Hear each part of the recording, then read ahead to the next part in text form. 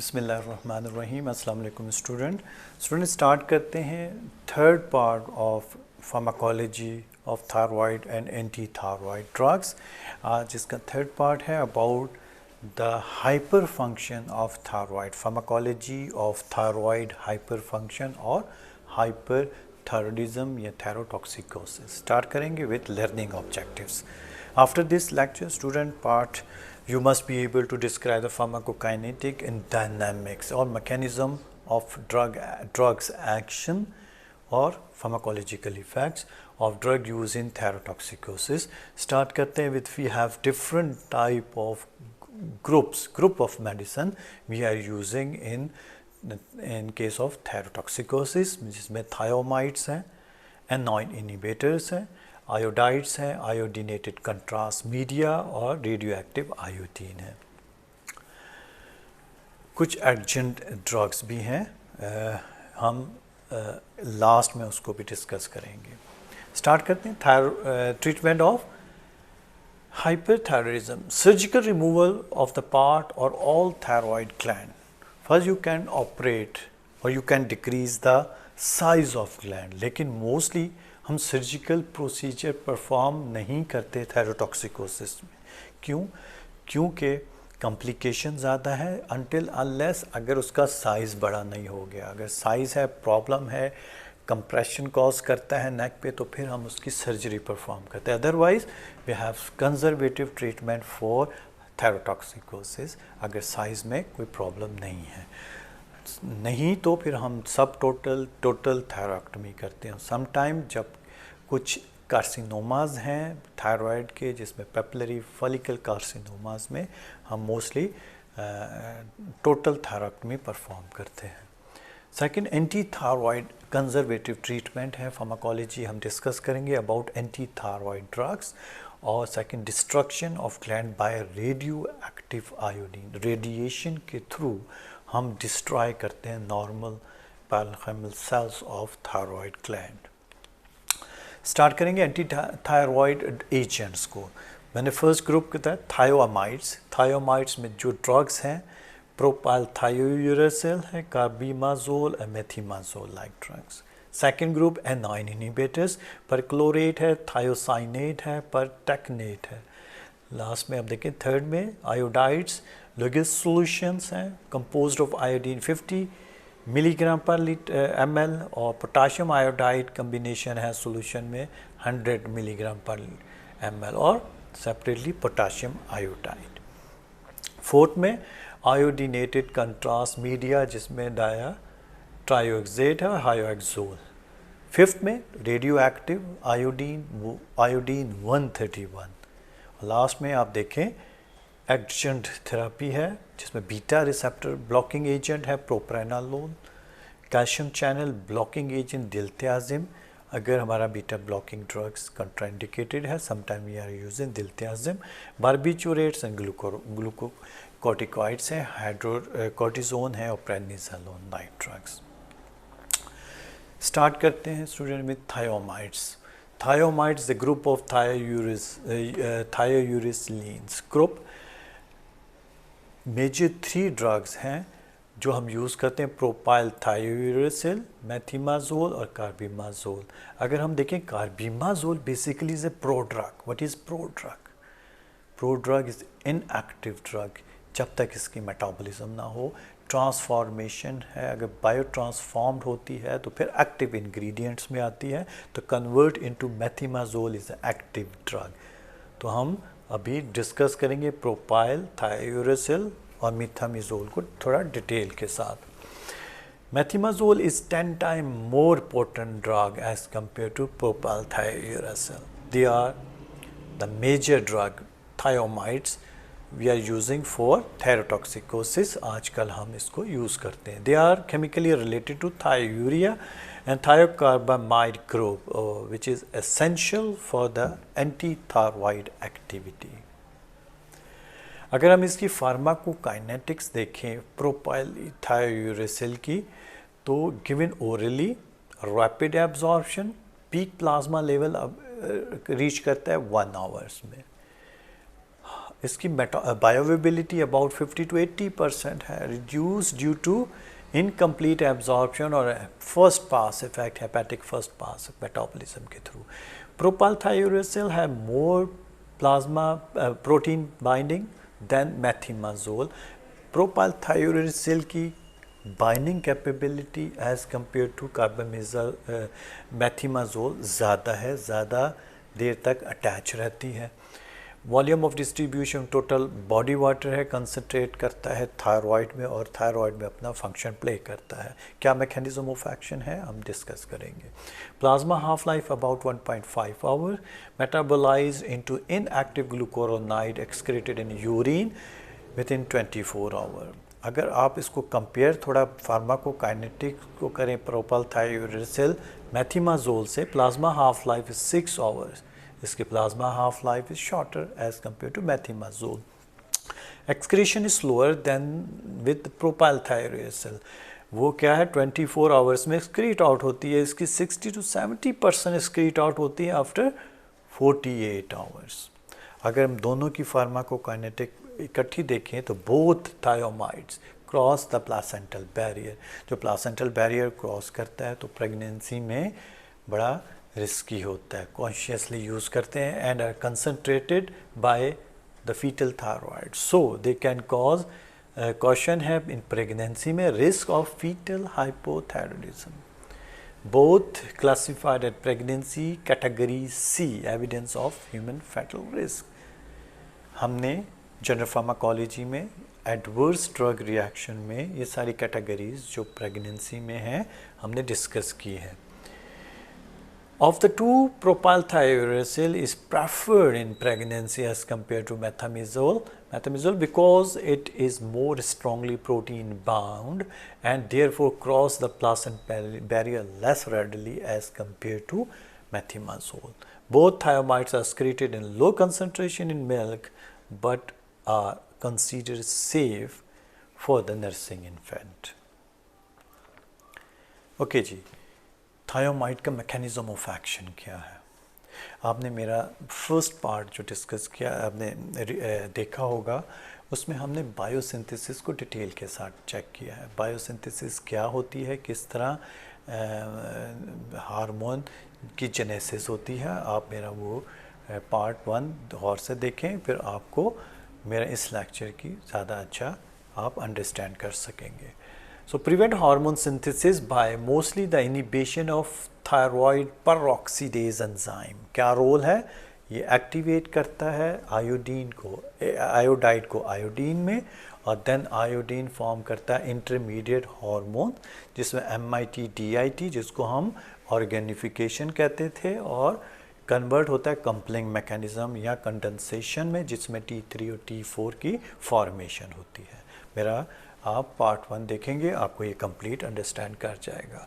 तो iodine organification due to the blockage of the action of peroxidase enzyme, iodine organification को ख़त्म करता है, रिड्यूस करता है। Formation of DIT di iodotyrosine और मोनो आइडोथायरोसिन को इनहिबिट करता है, इसकी फॉर्मेशन को, जेनेसिस या बायोसिंथेसिस को। मे ब्लॉक द कपलिंग और आइडोथायरोसिन जो कंडेंसेशनल फॉर्मेशन है, formation of T3 and T4 को ब्लॉक करता है, लेकिन they have no effect on intake of iodine. इसका सिर्फ बायोसिंथेसिस पे इफेक्ट है थायोमाइड्स का। ये ऑर्गेनिफिकेशन को भी ब्लॉक करता है due to the blockage of thyroid peroxidase enzyme, जो इनकी ऑर्गेनिफिकेशन भी कर रहे थे और इनकी कंडेंसेशनल या कपलिंग भी कर रहे थे। आपको ये याद होगा, इसमें मेन 2 है, decrease the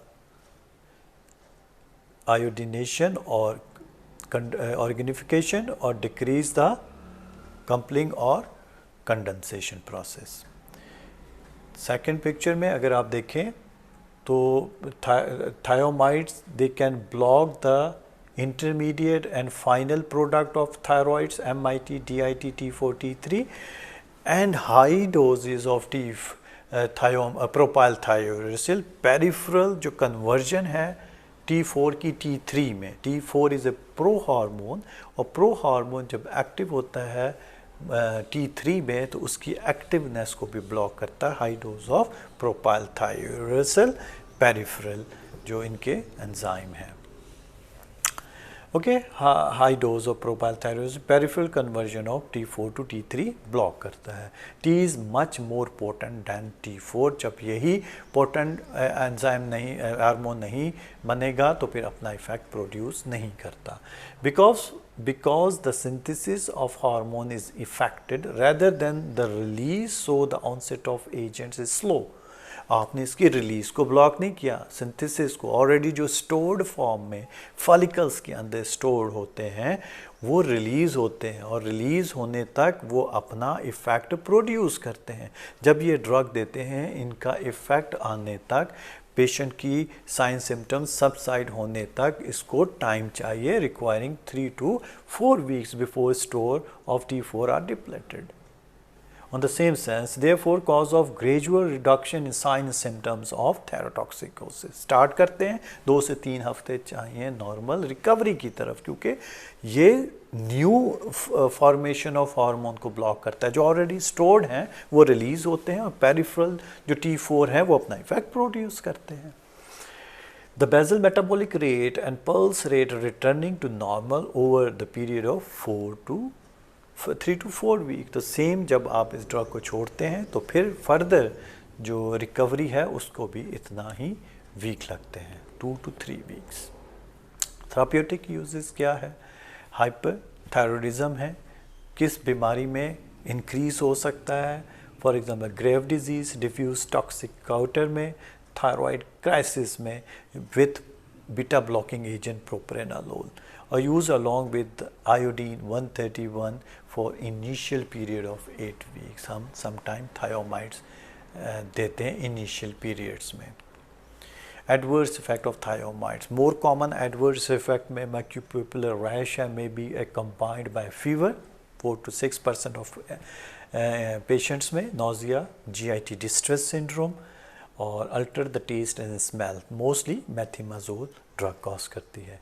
rare unwanted effect में हाइपर सेंसिटिविटी रिएक्शन है स्टूडेंट्स, अर्टिकेरिया, वेस्कुलाइटिस है, ल्यूपस एरिथेमेटोसिस लाइक एक्शन है, लिम्फोएडेनोपैथी है, हाइपोप्रोथ्रोम्बिनीमिया लाइक एक्सोफोलिएटिक डर्माटाइटिस है, पोलीसेरोसाइटिस है, और एक्यूट एथेरल्जिया लाइक सिम्टम्स है थायोमाइड्स के साथ।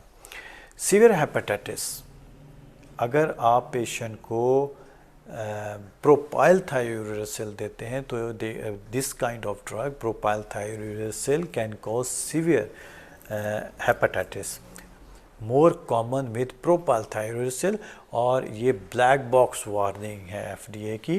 ब्लैक बॉक्स में एब्सोलूट, अगर आप छोटे बच्चों को नहीं देंगे, पीड्स पेशेंट को, किड्स में नहीं यूज़ करते, और अल्डर पेशेंट में नहीं देते, और वो पेशेंट में जो ऑलरेडी जिनका लिवर कंप्रोमाइज्ड है उन पेशेंट को हम एब्सोलूट कंट्राइंडिकेटेड है, प्रोपाइल थायरोसिल नहीं देते। कोलेस्टेटिक और ऑब्स्ट्रक्टिव जॉन्डिस में more common with methimazole, you can see that jaundice में नहीं देते, can be fatal although symptomatic elevation of amino transfer, जो LFT जो नॉर्मल फंक्शन है, जो नॉर्मल एंजाइम है लिवर के, वो भी डिरेंज करता है, mostly methimazole. Most dangerous but rare adverse effect है, 1 to 0.5% है। जो मेन एडवर्स इफेक्ट है रिवर्सिबल एग्रेनुलोसाइटोसिस, रिवर्सिबल, जब आप ड्रग को स्टॉप करते हैं तो ये रिकवरी की तरफ चले जाता है। एक granulocyte count less than 500 cells per cubic में present as a sore throat and high fever. और जब पेशेंट को एक ग्रेनुलोसाइटोसिस हो जाता है कुछ इंडिविजुअल्स को, तो फिर हम ये ड्रग को विड्रा करते हैं और पेशेंट को ट्रीट करते हैं, उसको ब्रॉड स्पेक्ट्रम एंटीबायोटिक्स देते हैं, और समटाइम जो ग्रेनुलोसाइट्स है इसकी सिंथेसिस की एक्टिवेशन के लिए समटाइम कॉलोनी स्टिमुलेटिंग फैक्टर्स हम GCSF पेशेंट को एडवाइस करते हैं। और समटाइम जो मेथिमाजोल है, अब 40 से ज़्यादा हाई डोज में दें तो वो भी बूढ़े लोगों में रिवर्सिबल एग्रानुलोसाइटोसिस कॉज करता है। Use in pregnancy category C है, मैंने डी है सॉरी, एविडेंस है fetal risk based on the evidence reaction data from investigational and marketing experience पे, और वी शुड अवॉइडेड, और एब्सोलूट इंडिकेशन है तो propyl thyroid is better prefer करते हैं, क्योंकि इसका ब्लड जो प्रोटीन बाइंडिंग कैपेबिलिटी है वो ज़्यादा है और लेस प्लासेंटल क्रॉसिंग है प्रोपाइल थायरोसिल की as compare to other thioamides. Okay जी, नेक्स्ट ग्रुप एनाइन इनिबिटर्स हैं। इसमें मोस्टली परक्लोरेट है, परटेक्नेट है और थायोसाइनेट ड्रग है। इनका क्या मैकेनिज्म ऑफ एक्शन है? एन आयन ड्रग अगर हम डायरेक्ट डायग्राम पे देखें तो आपको पता है इनटेक है आयोडाइड की within the follicle colloid solution. Again आप मेरा फर्स्ट जो है बायोसिंथेसिस पार्ट देखेंगे तो आपको डिटेल के साथ समझ आएगी। जब एक्सट्रैक्ट करता है iodine from the extracellular fluid with the help of specialized channels sodium symporters, sodium iodide symporter, ये बेसिकली उसको उसके साथ इसकी कंपटीशन है, compete करता है, उसकी एब्जॉर्प्शन आयोडाइड की डिक्रीज करता है, और जब आयोडाइड की अपटेक डिक्रीज होगी again formation of thyroid hormones decrease होगा। तो main action block the uptake of iodide by the gland due to competitive inhibition of the iodide transport mechanism. इसका इफेक्ट ओवरकम होता है, ज़ायल हो जाता है जब आयोडाइड की कंसंट्रेशन हम हायर करते हैं, क्योंकि ये रिवर्सिबली इफ़ेक्ट प्रोड्यूस करता है। ज़्यादा क्वांटिटी में आयोडाइड की अपना इफ़ेक्ट ख़त्म कर देता है। Main action on the transport of iodide, uptake of iodide. Therapeutic uses क्या हैं? In patient with iodide induced hyperthyroidism, thyroid iodine की वजह से हाइपरथायरॉयडिज्म है, या कुछ ड्रग्स हैं लाइक मायोड्रोन इंड्यूस हाइपरथायरॉयडिज्म। हम उस आयोडीन की क्वांटिटी को, इसकी कंसंट्रेशन को स्टॉप करते हैं। हमने बायोसिंथेसिस में ऑटो रेगुलेशन को डिस्कस किया था। रेगुलेशन ऑटो में क्या है? Normal concentration of iodide can increase the synthesis of thyroid hormones, और अगर high level of iodide है तो they can block the proper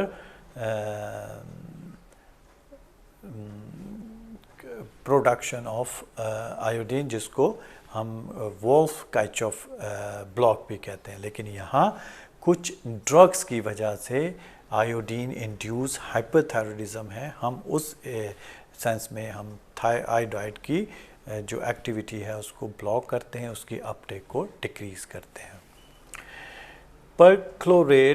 perchlorate associated with aplastic anaemia really use है। इनमें ये ड्रग है जो एप्लास्टिक एनीमिया, इसका एडवर्स इफेक्ट है, तो हम इसको कम पेशेंट को देते हैं, बाकी दूसरे एनाइन इनिबिटर्स को यूज़ करते हैं। आयोडाइड्स, आयोडाइड क्या है? बेसिकली आयोडीन है, कन्वर्ट होती है आयोडाइड्स में। जब आयोडाइड एक्सट्रैक्ट करता है थायराइड ग्लैंड तो फिर इसको कन्वर्ट करता है पर ऑक्सीडेशन रिएक्शन से आयोडीन, और फिर आयोडीन फर्दर फॉर्मेशन करता है थायरॉक्सिन के, थायराइड हार्मोन्स के। लेकिन अगर तो मैंने फिर आपको बताया आयोडीन की डेफिशिएंसी है तो फिर हाइपोथायरॉयडिज्म है, पेशेंट को एडवाइस किया जाता है। लेकिन हम इसको यूज़ कर रहे हैं एज ए थायरोटॉक्सिकोसिस में। क्या रोल है आयोडाइड का इन थायरोटॉक्सिकोसिस में, इसको डिस्कस करते हैं। Iodides were the major anti thyroid drug before thioamides. 1940 से पहले 1914 में हम अमूमन ये medicine in the first line therapy, लेकिन आजकल थायोमाइड्स मोस्टली यूज़ होती है, इसको हम सेकंड लाइन थेरापी या in case of myxedema coma में यूज़ करते हैं। Now really use in sole therapy, combination therapy हम पेशेंट को एडवाइस करते हैं। इसमें दो तरह के हैं, पोटाशियम आयोडाइड्स हैं सेपरेटली, और सोल्यूशन है लोगस सोल्यूशन जिसमें आयोडाइड और पोटाशियम दोनों अवेलेबल है। मेन मैकेनिज्म ऑफ एक्शन क्या है? Inhibit the hormone release, inhibition of thyroid globulin proteolysis. Release क्या है? प्रोटियोलाइटिक एक्टिविटी है, प्रोसेस्ड करते हैं जो थायरोग्लोबुलिन के साथ अटैच होते हैं डिफरेंट हार्मोन्स, तो उसकी जो रिलीज है इन द सिस्टेमिक सर्कुलेशन में वो ब्लॉक करता है हाई क्वांटिटी ऑफ आयोडाइन। जब आप पेशेंट को एज ए ड्रग देते हैं थायरोटॉक्सिकोसिस में, ये इसकी प्रोटियोलाइटिक और रिलीज को ख़त्म करता है। Second, inhibit the organification, iodination, जो इनिशियल स्टेप है सिंथेसिस ऑफ थायराइड हार्मोन्स। और इसके साथ इसका जो बेनिफिशियल इफ़ेक्ट है कि ये डिक्रीज़ करता है वेस्कुलरिटी को और size and fragility of the hyperplastic gland. बड़ा साइज़ है जिसकी सर्जरी रिक्वायर्ड है, उसके साइज़ को कंटेन करता है, वेस्कुलरिटी को कंप्रोमाइज़ डिक्रीज़ करता है, साइज़ को, और उसकी जो फ्रेजिलिटी है उसको इम्प्रूव करता है। तो ये अमूमन जो इम्प्रूवमेंट है 2 से 7 दिनों के अंदर आती है। आपको पता है onset of action as compared to thioamides, इसका आयोडाइड्स के फ़ौरन आते हैं ऑनसेट ऑफ एक्शन, इसलिए इसको हम इनिशियली मैक्सोडेमा कॉमा में भी दे सकते हैं क्योंकि उसमें हमें ज़्यादा जल्दी नताइज चाहिए, रिज़ल्ट चाहिए। मेन जो मैकेनिज़्म ऑफ एक्शन है अभी हमने डिस्कस किया रिलीज़ में और ऑर्गेनिफिकेशन में, और ये कंबाइन इफ़ेक्ट क्या करता है? साइज़ ऑफ एंड फ्रेजिलिटी और जो वेस्कुलरिटी है ग्लैंड की उसको रिड्यूस करता है। इसका क्या बेनिफिशियल इफ़ेक्ट है हम इसके थेराप्यूटिक यूजेस में डिस्कस करते हैं। Main action, decrease the organification, decrease the proteolytic और release of the thyroid hormones. Clinical use, iodine deficiency goiter, iodine deficiency में आयोडाइड देंगे, आयोडाइड कन्वर्ट होगा आयोडीन में और अपनी डेफिशिएंसी पूरी करेगा, रिलीज़ करेगा, सिंथेसिस करेगा थायराइड हार्मोन। और इसके साथ हम थायरोटॉक्सिकोसिस में भी देते हैं। For example thyroid storm, complication of thyroid hyperthyroidism की मैंने बताया onset of action is very rapid है इसका ऑनसेट ऑफ एक्शन, तो इसलिए हम इसको प्रेफर करते हैं use combination with other drug. Pre operative preparation for surgery, क्यों? क्योंकि ये साइज़ को डिक्रीज़ करता है, फ्रेजिलिटी को रिड्यूस करता है और मस्कुलरिटी को डिक्रीज़ करता है। तो कोलैटरल डैमेज से बचने के लिए सम टाइम बिफोर सर्जरी हम पेशेंट को आयोडाइड यूज़ करवाते हैं और उसको एडवाइस करते हैं। Prior to the radiation exposure to protect the gland from the subsequent damage. The main therapeutic uses of iodides. Precautions क्या हैं with the use of iodide? Iodide आपने अगर मेरा फर्स्ट बायोसिंथेसिस वाला पार्ट देखा है तो आयोडाइड ऑटो रेगुलेशन भी करता है। समटाइम आयोडाइड डेफिशिएंसी में इंक्रीज़ करता है सिंथेसिस ऑफ थायराइड ग्लैंड, और अगर इसकी क्वांटिटी इंक्रीज़ कर जाए, increase quantity of iodide can decrease the effect of block the effect of biosynthesis, इसको वोल्फ काइचॉफ इफ़ेक्ट ऑफ ब्लॉक कहते हैं। आपको अगर ये याद है तो हम प्रिकॉशंस पे आते हैं। आयोडाइड में delay the onset of thioamides, क्यों? थेरापी और prevent the use of radio active iodine therapy for several week due to, क्यों होते हैं? Increase the intraglandular store of iodine, iodine ज़्यादा होंगे तो थायोमाइड को जो इनिबिट करते हैं बायोसिंथेसिस, उसका इफेक्ट पहले ही 2 से 3 हफ्ते चाहिए, उसको और लेट हो जाएगा। तो you must start thioamide first and then iodides. Iodides हमेशा थायोमाइड्स के बाद स्टार्ट करेंगे क्योंकि थायोमाइड्स के ऑलरेडी एक्शन डिले है तो और डिले हो जाएगा due to the pure administration of iodides. In the same sense, therefore, iodide should be initiated after the onset of thiamide therapy. और अगर आपने radioactive therapy, radioactive iodine 131 therapy advise करनी है या plan करनी है, and avoid if iodides को avoid करेंगे if the treatment with radioactive iodine seem expected. ठीक हो गया? Iodine should not be used alone because gland escape iodide block in 2 to 8 weeks and withdraw Withdrawal may produce exacerbation of thyrotoxicosis known as Jod-Bezdow phenomena. एक वॉल्फ-काइचॉफ phenomena block था, वो block करता है activity of organification और condensation. ये है कि एकदम उसका ये जो ब्लॉक है काइचॉफ ब्लॉक वो सबसाइड हो जाता है और वो प्रोड्यूस करता है high amount of thyroid hormone known as Jod Basedow phenomena in iodine rich gland. इसलिए इसको अगर हम सिंगल थेरापी देंगे तो कुछ अरसे के बाद 2 to 8 वीक ये अपना इफ़ेक्ट ब्लॉकिंग इफ़ेक्ट है, वॉल्फ-काइचॉफ इफ़ेक्ट है, वो छोड़ देता है और जॉड-बेस्डाउ इफ़ेक्ट प्रोड्यूस करता है। Loss may avoid in the pregnancy may cause fetal goiter.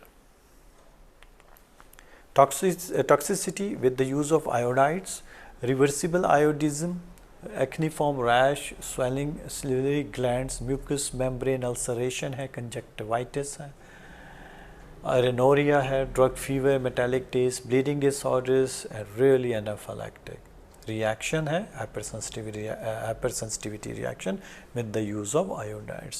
अमूमन इसको आयोडिज्म कहते हैं। ओके जी, आयोडिनेटेड कंट्रास्ट मीडिया डायोक्सेट ओरली है और आयोक्सोल ओरल और इंट्रावेनस प्रिपरेशन है। मेन मैकेनिज्म ऑफ एक्शन क्या है? Rapid improvement in sign and symptoms like iodides, inhibit the peripheral conversion of T4 prohormone to active hormone T3, may inhibit the release of proteolytic activity of T4 and T3 and do not interfere with iodine 131 retention like iodides। अगर आपने patient को देना है थायोमाइड्स और iodide contraindicated है, we can easily use iodinated contrast media as compared to iodides और थायोमाइड्स, क्योंकि इनके इंटरेक्शंस भी नहीं हैं अगर पेशेंट को आपने प्लान किया है रेडियो एक्टिव आयोडीन 131 के लिए। साइड इफ़ेक्ट्स में लाइक आयोडाइड के जितने एडवर्स इफ़ेक्ट हैं same adverse effect iodinated contrast media के हैं। Therapeutic uses urgent in thyroid storm complication of hyperthyroidism because of produce rapid improvement in signs and symptoms. Alternatives when iodide or thioamides are contraindicated, we can use iodinated contrast media. Okay जी, radio active iodine 131 है, ये radiation cause करती है, very easy to use है, oral drops हैं, patient को advice किए जाते हैं। जब पेशेंट लेता है तो ये कंसनट्रेट होते हैं थायराइड पैरेन्काइमा में, थायराइड ग्लैंड में जाके ये कंसनट्रेट होते हैं और रेडिएशन कॉज करते हैं और डैमेज कर देते हैं थायराइड ग्लैंड को। क्योंकि ये रेडिएशन निकालते हैं तो इससे रेडिएशन से क्रोमोसोमल एबनॉर्मेलिटी म्यूटेशन कॉज हो सकती है। तो इसलिए उन पेशेंट को, उन इंडिविजुअल्स को जब हम रेडियो एक्टिव आयोडीन देते हैं तो 4 से 5 दिन तक उसको सेपरेशन रूम में रखते हैं, अलहदा रखते हैं, और जब कोई डॉक्टर उनसे मिलता है तो वो भी एक बैरियर के सामने, क्योंकि उससे रेडिएशन ना है, radiation can cause further complication like malignancy, लेकिन चांसेस कम होते हैं, लेकिन प्रोड्यूस हो सकती है रेडिएशन एबनॉर्मेलिटीज़। तो फार्माकोकाइनेटिक्स है radio active iodine 131 orally as sodium 131 iodine is solution form concentrated by the thyroid gland incorporated into the follicles, basic component, a basic unit of the thyroid gland, emits beta rays with half-life of 5 days and penetration rays about 400 to 2000 meters. Within the few weeks destroy the thyroid parenchyma, epithelial swelling, necrosis, follicular disruptions, edema and leukocyte infiltration, absolute damage करता है, destroy करता है normal structure of thyroid, function less cause करता है। Main इसकी complication फिर ये है कि एब्सोलूट डेफिशिएंसी थायराइड हार्मोन की है अबाउट 80% इंडिविजुअल्स में। इंडिकेशन में हाइपरथायरॉयडिज्म, ग्रेव डिजीज, समटाइम कुछ मैलिग्नेंसी में जब आप पेशेंट को फॉर एग्जांपल फॉलिकुलर या पेपिलरी कार्सिनोमाज में जब टोटल थायरैक्टमी करते हैं तो कुछ टिश्यूज़ रह जाते हैं उसको डिस्ट्रॉय करने के लिए भी some time radio active 131 advise किया जाता है, जो क्योंकि ये बेसिक कैपेबिलिटी है to concentrate in the thyroid tissues, तो जहाँ जब रिमूव करते हुए कुछ टिश्यू थायराइड के रह जाते हैं जो मिलिग्नेंसी कॉज कर फर्दर एक्सटेंड कर सकते हैं, उसको डिस्ट्रॉय करने के लिए भी हम iodine 131 radio active iodine advice करते हैं। एडवांटेजेस क्या हो सकते हैं over remaining drugs in thyrotoxicosis? Easy administration, orally drops होते हैं, इफेक्टिवनेस मोर इफेक्टिव है, low expense, absence of pain. Radiation होता है लेकिन पेन नहीं होता, वीकनेस होती है पेशेंट को सीवियर। एडवर्स इफेक्ट में परमानेंट हाइपरथायरॉयड 80% केसेस में है। सो सीरम टी, थायरोक्सिन और TSH level should be monitor regularly. क्यों करते हैं? क्योंकि आपने एक्सोजिनियसली रिप्लेसमेंट थेरापी दी है विथ लेवोथायरोक्सिन, तो उसके नॉर्मल कंसंट्रेशन चेक करेंगे तो फिर आप नॉर्मल डोज एडवाइस करते हैं। अमूमन 50 to 150 माइक्रोग्राम हम एडवाइस करते हैं ओरल ओडी डोज मॉर्निंग में। कंट्राइंडिकेशन एंड कॉशंस क्या हैं रेडियो एक्टिव आयोडीन 131 के? प्रेगनेंसी में, लैक्टेशन में, under age of 21 of age से अबव पेशेंट को रिकमेंड करते हैं। In adult patient with heart disease, severe thyrotoxicosis, make the patient use thyroid but by thioamides before giving. अगर हमने patient को एडवाइस करना है और पेशेंट सीवियर केस में थायरोटॉक्सिकोसिस में है, आपने पहले उसको नॉर्मलाइज करने हैं उनके थायरॉइड एंजाइम को, उसको यू थायरॉइड एक्टिविटी में लाना है विद द यूज़ ऑफ थायोमाइड्स। जब वो नॉर्मल रेंज में आते हैं हार्मोन, फिर आप एडवाइस कर सकते हैं आयोडीन 131।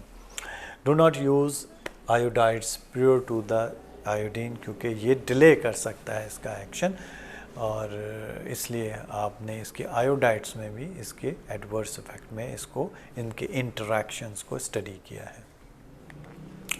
एडजंट्स थेरापी है beta blocking, for example propranolol है, calcium channel blocking agent, barbiturates, glucocorticoids. इसको जल्दी से हम कंप्लीट करते हैं। फॉर एग्जांपल बीटा ब्लॉकर क्या है? बीटा ब्लॉकिंग एजेंट्स, क्योंकि अमूमन थायरोटॉक्सिकोसिस में ये जो रिसेप्टर बीटा रिसेप्टर्स की परसेंटेज नॉर्मल से ज़्यादा है, इनकी सिंथेसिस बीटा रिसेप्टर्स ज़्यादा तादाद में बनना शुरू हो जाते हैं और इसका इफ़ेक्ट ज़्यादा आता है। द सेम सेंस आप देखें टेकिकार्डिया भी होता है, आपके पेशेंट को हाई ब्लड प्रेशर रहता है, अरिथमियाज भी होते हैं, ये सारे due to hyper over activation, और समटाइम ट्रेमर्स भी होते हैं जो बीटा रिसेप्टर्स स्केलेटल मसल्स में है, तो वहाँ भी इफेक्ट प्रोड्यूस करते हैं। Beta blocker adreno receptors block करते हैं beta receptor. Clinical improvement of symptoms because of hyperthyroidism, there is increase number of beta receptors in thyrotoxicosis. Beta receptors mediated signals are also enhanced, जो sign and symptoms हैं with thyrotoxicosis में। Do not alter the thyroid hormone level, but high doses of propranolol above the 160 may also reduce the T3 level approximately 20% by inhibiting the peripheral conversion of T4 to T3. Indication क्या है? Hyperthyroid crisis में urgent therapy with iodine 131 initially हम recommend करते हैं उसकी complication को कम करने के लिए in the preparation of patient with hyperthyroidism for surgery और विद पोटेशियम आयोडाइड।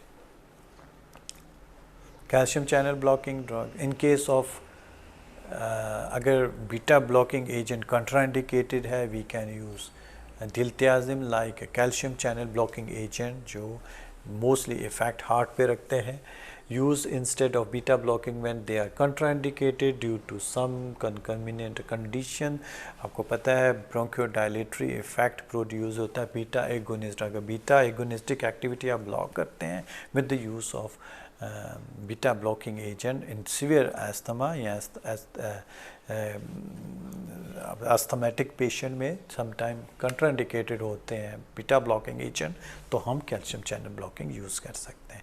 बारबिचुरेट्स हैं, फिनोबारबिटोन है, समटाइम वी आर यूजिंग। क्या करते हैं, बेसिकली मेटाबॉलिज्म को इंक्रीज़ करते हैं थायराइड हार्मोन्स की, और क्योंकि इनके जो मेटाबॉलिक एंजाइम हैं उनकी एक्टिविटी को ये इंड्यूस करते हैं, हाई करते हैं, इंडक्शन करते हैं उसकी एंजाइम की हार्मोन्स की। अच्छा, ग्लूकोकॉर्टिकॉइड्स में मोस्टली हाइड्रोकोर्टिजोन, प्रेडनिसोलोन प्रोटेक्ट करते हैं against the shock basically and block the conversion of T4 to T3, main action of glucocorticoids.